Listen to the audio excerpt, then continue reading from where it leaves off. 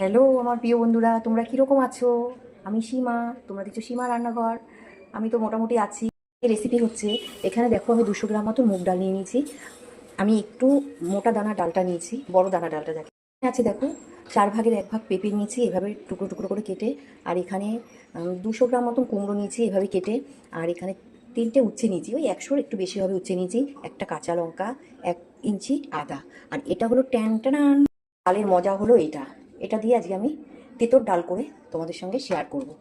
তেঁতুর ডাল তো তোমরা অনেক রকমই দেখেছো, কিন্তু আমি একটু অন্যরকম, কোনো মশলা পেস্ট করে দেবো না, এমনি নর্মালি করে তোমাদের সঙ্গে শেয়ার করবো। দুর্দান্ত লাগে খেতে। তোমরা দেখো ফার্স্ট আমি কী করি। গরম জল বসিয়েছি ডালের জন্য, জলটা গরম হয়ে গেছে। এবার আমি ডালগুলোকে পরিমাণ মতন লবণটা দিয়ে দিলাম।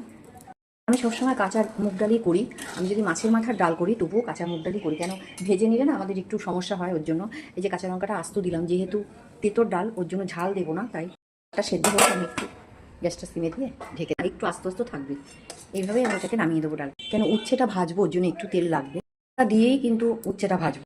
ফার্স্ট দেখো ফোড়নে 2টো শুকনো লঙ্কা দিয়ে দিলাম, 1 চামচ মতন রাঁধুনি দিয়ে দিলাম, কালো জিরে দিয়ে দিলাম ফোড়নে। ফোড়নটা ফলো করবে, দিয়ে দিলাম 1/2 চামচ মতন।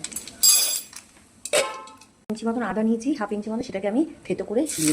এবার আমি উচ্ছেগুলোকে ফ্লেমটা একটু জোরে দিয়ে দিলাম। পরিমাণে হলুদ দিয়েছি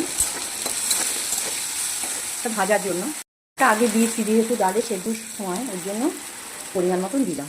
উচ্ছেটা আমার ভাজা হয়ে গেছে। এবার আমি কুমড়ো কেটে রেখেছিলাম, উচ্ছেটা ঢেকে দেবো। এটা ভাপে ভাপে সেদ্ধ হবে। আমার প্রায় সেদ্ধ হয়ে গেছে, কুমড়ো পেঁপে সেদ্ধ হয়ে গেছে। ওটা আরেকটু হলুদ দিয়ে দিলাম,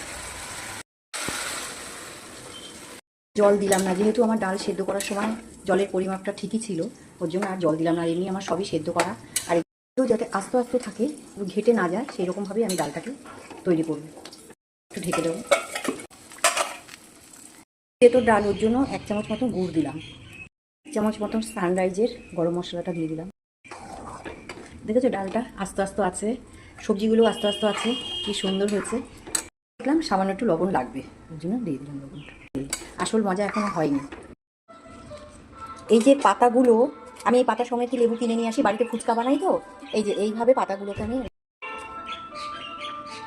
যা দারুণ লাগে খেতে, অসাধারণ লাগে খেতে। বন্ধুরা দেখো, তোমাদের সঙ্গে আমি সুন্দর একটা তেঁতুর ডালের রেসিপি শেয়ার করলাম। ওই একটা কথা, তোমরা একটু ঘি দিতে পারো। ঘি দিলে এই যে গন্ধরাজ লেবু পাতার যে ফ্লেভারটা, গন্ধটা, এটা তোমরা পাবে না। এইভাবে করে খেয়েও। যদি ভালো লাগে আমার রেসিপিটা, লাইক কমেন্ট শেয়ার করো।